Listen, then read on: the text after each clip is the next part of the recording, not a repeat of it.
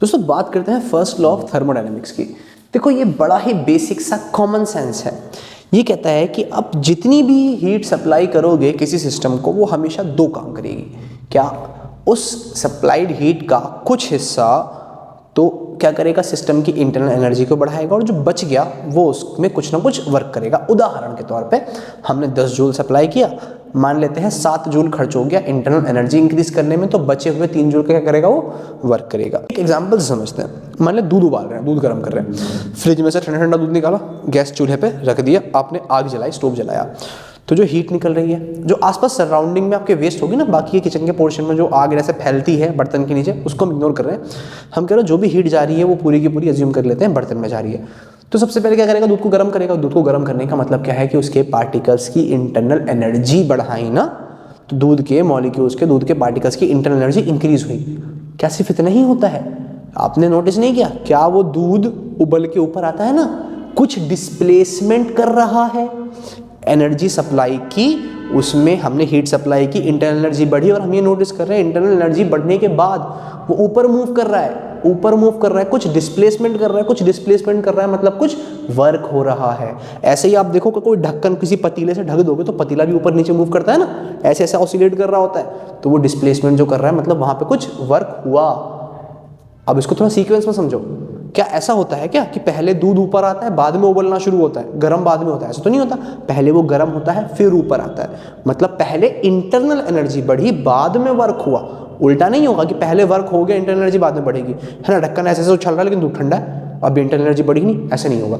जब भी आप हीट सप्लाई करोगे तो सीक्वेंस में काम होगा। क्या? सबसे पहले इंटरनल एनर्जी बढ़ेगी सिस्टम की, और दूसरा काम क्या होगा, दूसरा काम उस पर कुछ ना कुछ वर्क होगा। उम्मीद करता हूँ क्लियर हो गया होगा। तो यही स्टेटमेंट कह रही है, it states that heat supply to any system is partially कुछ हिस्सा goes to increase the internal energy and the rest will do some work. यार ये कंजर्वेशन ऑफ एनर्जी नहीं है क्या? जो हीट सप्लाई की 2 हिस्सों में बढ़ गई, लॉस कुछ हुआ ही नहीं। इंटरनल ये कंजर्वेशन ऑफ एनर्जी की तो बात कर रहा है, कंजर्वेशन ऑफ एनर्जी की तो बात कर रहा है। तो बेसिकली ये first law of thermodynamics is nothing but क्या? Conservation of energy. Conservation of energy, conservation of energy की बात कर रहा है। First law of thermodynamics nothing but conservation of energy. जो भी हीट सप्लाई करोगे हमेशा 2 हिस्सों में बढ़ जाएगी, लॉस कुछ हुई नहीं। ठीक है जी। अब कहोगे यार लॉस तो होती है, हम किचन में जब आग जलाते हैं, गैस चूल्हा जलाया तो आग तो साइड में भी निकलती है ना। अरे वो आसपास के सराउंडिंग के मॉलिक्यूल्स की इंटरनल एनर्जी बढ़ा रही है। अब वो मॉलिक्यूल्स हीट अप होकर ऊपर जा रहे होंगे, उनकी डेंसिटी कम हो रही होगी ना, हीट हुए, टेम्परेचर बढ़ा उन मॉलिक्यूल्स का जो आसपास के सराउंडिंग में है, उनकी डेंसिटी कम हुई, ऊपर जा रहे हैं। तो भैया ये तो वहाँ भी लग रहा है। ठीक है जी, आइसोलेटेड सिस्टम थोड़ी है हमारा, जब होगा तो उसमें देखा जाएगा, देखेंगे आगे। खैर, ठीक, कंजर्वेशन ऑफ एनर्जी की बात कर रहा है क्या? First law of thermodynamics nothing but conservation of energy. आगे आते हैं, क्या आते हैं? अगर हम फॉर्मूला बनाएं, मान लो जो भी हीट सप्लाई किया डेल्टा क्यू, उसने 2 काम करा। सबसे पहले इंटरनल एनर्जी बढ़ाई, प्लस जो हीट बची उसने कुछ ना कुछ वर्क किया। तो ये हमारे पास कंजर्वेशन ऑफ एनर्जी, या कि यूं कहें फर्स्ट लॉ ऑफ थर्मोडायनेमिक्स का एक समीकरण निकल के आ गया। ठीक है जी। अब इंटरनल एनर्जी का तो फॉर्मूला मालूम है, NCV डेल्टा T होता है। वर्क डन निकालते हैं, वर्क डन कैलकुलेट करते हैं। आइए हम यहाँ कैलकुलेट करने जा रहे हैं, इतने कैलकुलेट कर रहे हैं, इतने, है ना। Work done at constant pressure, हम प्रेशर फिलहाल चेंज नहीं कर रहे, प्रेशर को हम कांस्टेंट रखना चाह रहे हैं। वर्क डन कैलकुलेट करते हैं कांस्टेंट प्रेशर पे। तो देखो जी, एक पिस्टन है हमारे पास, एक सेटअप है पूरा, एक सिलेंडर है छोटा सा, ठीक है। इसमें हमने एक पिस्टन अटैच कर रखा है, ऐसे ऐसे, ठीक है, पिस्टन अटैच कर रखा है। अब इसमें क्या है कि कुछ मॉलिक्यूल्स भरे पड़े हैं, कुछ मॉलिक्यूल्स भरे पड़े हैं, ठीक है। इनिशियली क्या था, इनिशियली चलो थोड़ा सा इनिशियली इस कंडीशन में है, ठीक है जी। अब हमने क्या करा, नीचे से हीट सप्लाई करी, है ना, नीचे से हमने हीट सप्लाई करी, ये हमने इसको जलती हुई लकड़ी के ऊपर झोंक दिया। तो जो हीट मिल रही है, हीट जाएगी तो गैस एक्सपेंड होगा, फैलेगा, इंटरनल एनर्जी बढ़ेगी। तो जो ये पिस्टन है तो जो ये पिस्टन है मान लेते हैं यहाँ से नीचे से उठ के कुछ ऊपर चला गया, पिस्टन यहाँ पहुँच गया, यहाँ से यहाँ कुछ डिस्प्लेसमेंट कर गया, कितना dx डिस्प्लेसमेंट कर गया ऊपर की तरफ, ठीक है जी। तो अब अगर वर्क डन निकालें ना, स्मॉल वर्क डन कैलकुलेट करें अगर हम स्मॉल डिस्प्लेसमेंट के लिए, स्मॉल वर्क डन, तो डी डब्ल्यू इज इक्वल टू कुछ फोर्स अप्लाई हुआ होगा ना, कुछ फोर्स अप्लाई हुआ होगा नीचे से ऊपर की तरफ है, जो भी मॉलिक्यूल्स हिट कर रहे हैं ऊपर वाले पिस्टन को, कुछ तो फोर्स अप्लाई कर रहे होंगे। तो F इंटू में डी एक्स इंटू में cos zero, F x cos theta होता है ना, फोर्स भी ऊपर डिस्प्लेसमेंट भी ऊपर की तरफ, F D x cos zero, ठीक है जी। अब फोर्स का फॉर्मूला अब इंटीग्रेट कर देते हैं इसको, डी डब्ल्यू, फोर्स का फॉर्मूला होता है pressure into area, pressure into area into में डी एक्स, मान लेते हैं 0 से W तक इंटीग्रेट कर रहे हैं। इनिशियली वर्क डन कुछ भी नहीं था, इनिशियली तो वो ठंडा पड़ा हुआ था ना, सारा कुछ वर्क हुआ ही नहीं था, तो initial work done 0, final W, तो डी डब्ल्यू का इंटीग्रेशन अपने को मालूम है W होता है, तो 0 से W P इंटू इस A इंटू डी एक्स को एरिया, पिस्टन का कुछ ना कुछ एरिया होगा इंटू में डी एक्स, ये आपको यहाँ से यहाँ तक का सारा वॉल्यूम दे देगा ना, वॉल्यूम दे देगा, तो इसको हम dV लिख सकते हैं, dV लिख सकते हैं ना, इसको पुट करेंगे upper limit minus lower limit, तो W minus zero equal to P into delta V, तो W is equal to P into d v, basically यहाँ पे डेल्टा V लिख रहे हैं, नहीं ठीक है, तो W is equal to P into d v, है ना। इसको हम इस फॉर्मेट में भी लिख सकते हैं क्या, अगर हमें क्या लार्ज चेंज की फॉर्म में लिखना है तो W is equal to p d v निकाल देंगे एक, तो है ना, इंटीग्रल फॉर्मेट अगर इंटीग्रेशन में करना चाहेंगे, और W, और दूसरा W is equal to p delta v भी कर सकते हैं अगर हम इसको लार्ज चेंज की फॉर्म में लिखना चाहेंगे। दोनों फॉर्म हम देखेंगे एक एक करके, यहाँ से एरिया वाले क्वेश्चंस बनते हैं, यहाँ से जनरल क्वेश्चन, इतने से इतना वॉल्यूम हो गया। तो जी कांस्टेंट प्रेशर पे वर्क डन का फॉर्मूला फिलहाल हमने पी डेल्टा वी निकाल लिया लार्ज चेंज के लिए। तो इस इक्वेशन को हम और कैसे लिख सकते हैं, कंजर्वेशन ऑफ एनर्जी की इक्वेशन या फर्स्ट लॉ की, कि n c v delta t plus p delta v, ये हमारे पास फर्स्ट लॉ की खूबसूरत सी इक्वेशन आ गई, n c v delta t plus p delta v. यहाँ पे कांस्टेंट प्रेशर पे हम निकाल रहे हैं, है ना। अब आपका हो गया, अगर प्रेशर कांस्टेंट ना हो तो उसको हम आगे देखेंगे ना, अगर प्रेशर की जगह टेम्परेचर कांस्टेंट हो या वॉल्यूम कांस्टेंट हो, तो ये सारी चीज़ें हमें 4 तरह के प्रोसेस, थर्मोडायनामिक प्रोसेस आगे पढ़ने। फिलहाल हमने कांस्टेंट प्रेशर पे इंटरनल एनर्जी के लिए ये एक्सप्रेशन निकाल ली। यहाँ तक कोई दिक्कत, फर्स्ट लॉ क्लियर हो गया। कंजर्वेशन ऑफ एनर्जी की बात करता है, कहता है कि जो भी हीट सप्लाई करोगे वो 2 काम करेगी, एक तो वो इंटरनल एनर्जी बढ़ाएगी प्लस बचा हुआ वर्क करेगी, और वर्क का कांस्टेंट प्रेशर पे हमने क्या करा, फॉर्मूला निकाल दिया। आगे बढ़ते हैं, इस फॉर्मूले को थोड़ा सा और अच्छे से देखते हैं, डीवी वाले को, इसको हमने नहीं देखा, इंटीग्रल फॉर्मेट में कुछ चल रहा है ना, इसको देखते हैं।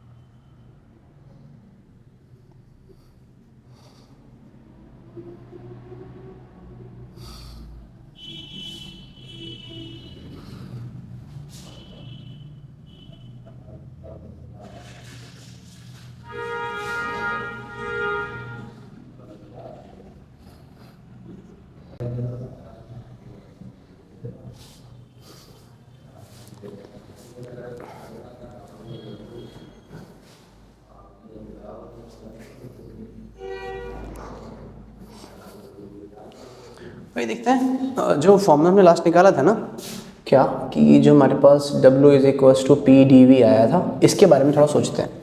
देखो हम मान लें कि हमारे पास एक ग्राफ बना हुआ है प्रेशर और वॉल्यूम का, ठीक है, पीवी ग्राफ की बात कर रहे हैं। हमें मालूम है जो पहले लिखा होता है वो वाई एक्सिस पे जाता है, बाद वाला एक्स एक्सिस पे। तो जी पी वाई पे आ गया और वी एक्स एक्सिस पे आ गया। क्या करें, अगर हम इसका एरिया निकालने की कोशिश करें, पहले हम क्या करते हैं, किसी छोटे से पोर्शन का एरिया निकालते हैं। मान लो इतने से पोर्शन का, ना यहाँ से निकाल रहा हूँ, ठीक है, इस वाले पॉइंट पे प्रेशर कुछ है और यहाँ पे वॉल्यूम कुछ है, ठीक है। यहाँ से हम यहाँ आ गए, ठीक है, वॉल्यूम कुछ V2 हो गया, लेकिन प्रेशर में कोई खास फर्क नहीं आया है ना। इसका प्रेशर में जो डिफरेंस है नेग्लिजिबल है, तो इसका प्रेशर भी P और इसका प्रेशर भी P ही मान के चल रहा है, ठीक है।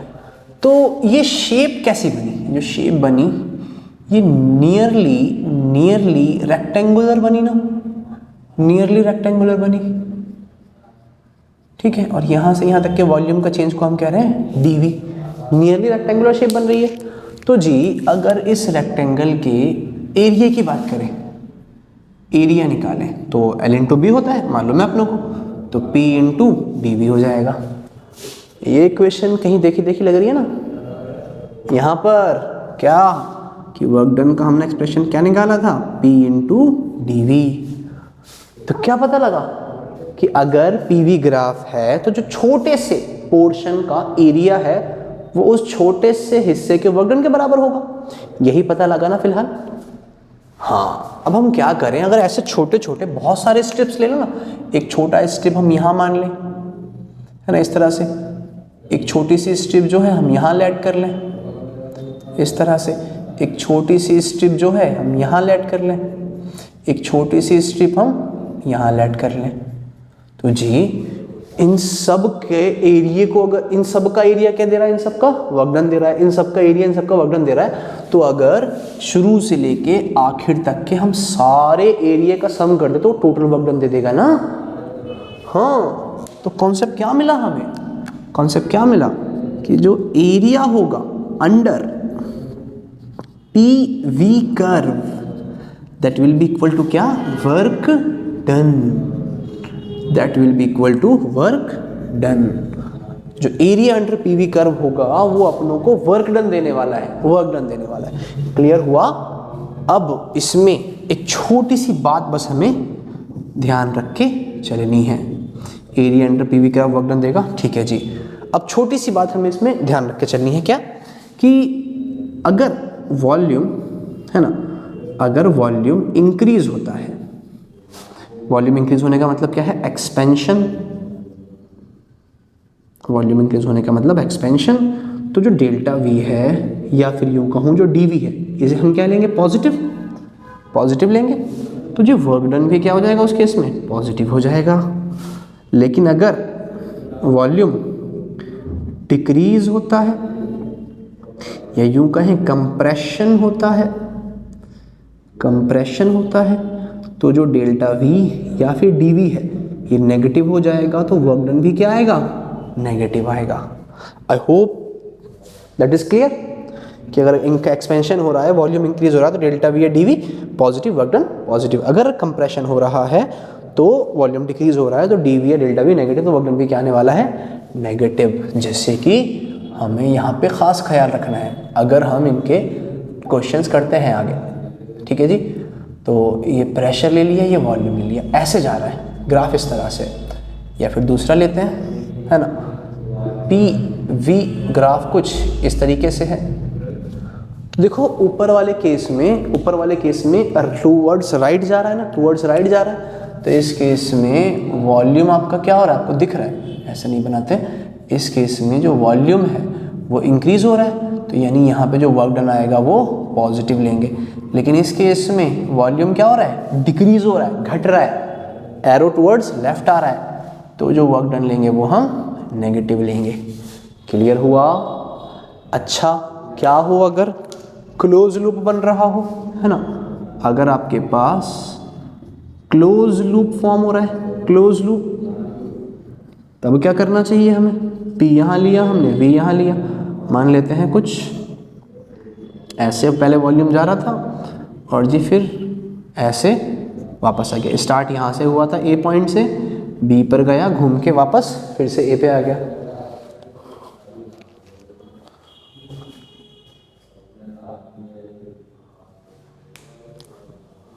तो हमें क्या करना चाहिए, हमने देखा टुवर्ड्स राइट होगा तो work done positive, towards left होगा तो वर्क डन नेगेटिव, और वर्क डन ग्राफ के केस में कैसे निकालना है, एरिया से। तो देखो इसको और आगे खींच देते हैं, वॉल्यूम यहाँ पर। तो एक चीज़ देखो, जो ये ऊपर वाला पोर्शन है ये टुवर्ड्स राइट है, तो इस पूरे के ऊपर वाले के अंडर में आपके पास ये वाला एरिया आ रहा है ना, ये वाला एरिया आ रहा है। तो जी ये वर्क डन, जो रेड वाला वर्क डन है, W1 मान लेते हैं कैसा है, पॉजिटिव। लेकिन जो बी वाला पोर्शन है वो तो वापसी आ रहा है ना, तो उसके अंडर में कौन सा एरिया बन रहा है, उसके अंडर में ये वाला एरिया बन रहा है, इसको हम कहते हैं W2, और ये क्या है इस केस में, नेगेटिव। तो इस क्लोज लूप का अगर टोटल वर्क डन निकालना हुआ तो क्या करेंगे यार, देखो कुछ नहीं करना, W नेट के लिए हम सिंपल क्या करेंगे, W1 प्लस W2 है ना, तो यहाँ का एरिया प्लस यहाँ का एरिया, लेकिन यहाँ का एरिया क्या है, नेगेटिव, यहाँ का एरिया क्या है, नेगेटिव है ना।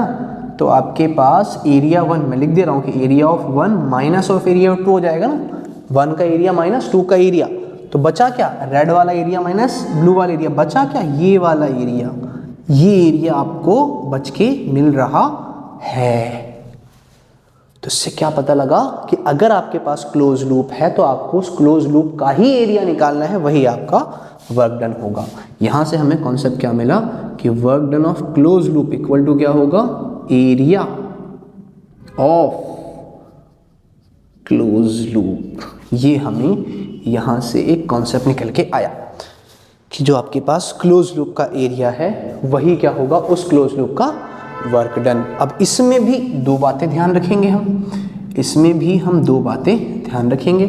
जी। क्या ध्यान रखेंगे, पहले मैं देख लूँ इतना पोर्शन कैमरे में आ रहा है, नहीं जी बाहर हो जा रहा है, दूसरी तरफ करना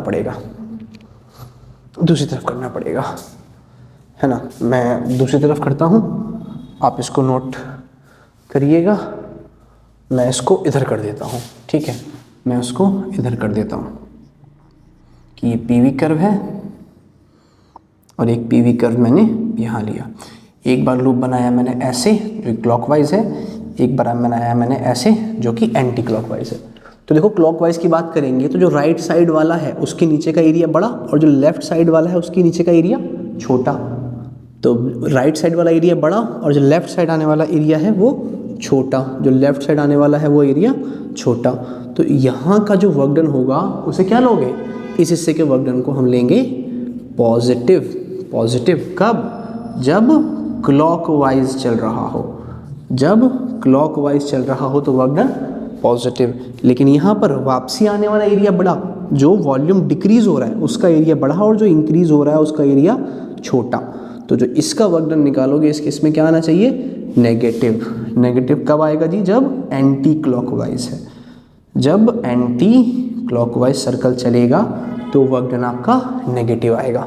खिचड़ी पक गई है थोड़ी सी, लेकिन थोड़ा सा बैक करके ढंग से नोट्स कर लेना, ठीक है। इसको अलग से कोई लिखवाने की ज़रूरत नहीं थी, बस क्वेश्चन में यूज़ होता है इसलिए मैंने कॉन्सेप्ट बताया। आपको अलग से कोई सेपरेट नोट्स बनाने की नीड है आपको, भैया है, आपको है। क्लियर हो गया, इसमें कोई दिक्कत कि वर्क डन हम कैसे कैलकुलेट कर रहे हैं ना, राइट जाएगा तो लेफ्ट जाएगा तो क्लोज लूप आएगा तो हमें कैसे देखना है। उम्मीद करता हूँ कि फर्स्ट लॉ ऑफ थर्मोडायनेमिक्स के साथ साथ ये एरिया अंडर पीवी कर्व और फिर इंक्रीज कब होगा, डिक्रीज कब होगा और क्लोज लूप का कॉन्सेप्ट क्लियर हुआ होगा। क्लोज लूप में भी पॉजिटिव नेगेटिव कब लेना है उसके लिए ध्यान रखना है। क्लॉकवाइज साइकिल होगा तो work done positive, anti clockwise होगा तो वर्क डन नेगेटिव। मिलते हैं अगली क्लास में जहां पर हम करेंगे थर्मोडायनेमिक्स के 4 प्रोसेस, आइसोथर्मल, आइसोबारिक, आइसोकोरिक और एडियाबैटिक।